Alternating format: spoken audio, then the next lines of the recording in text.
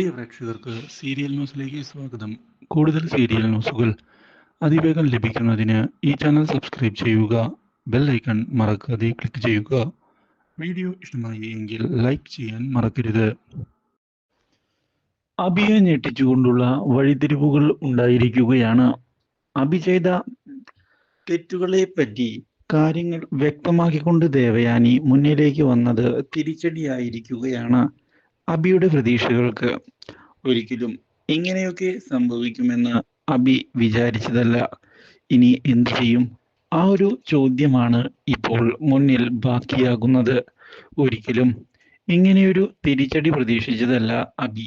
ഇതേ സമയമാണ് ട്രെയിനിങ് പൂർത്തിയാക്കി തിരികെ എത്തുന്നത് നന്ദു. മാത്രവുമല്ല, ഇതേ തുടർന്ന് നന്ദു ഗുണ്ടകളോട് ഏറ്റുമുട്ടി തുടങ്ങുകയും ചെയ്യുന്നു.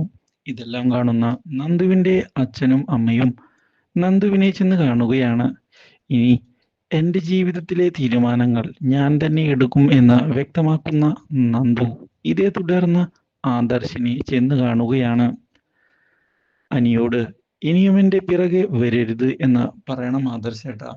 ഞാൻ പുതിയ ജീവിതവുമായി മുന്നിലേക്ക് പോവുകയാണ്. എനിക്കത് മനസ്സിലാകുന്നുണ്ട്.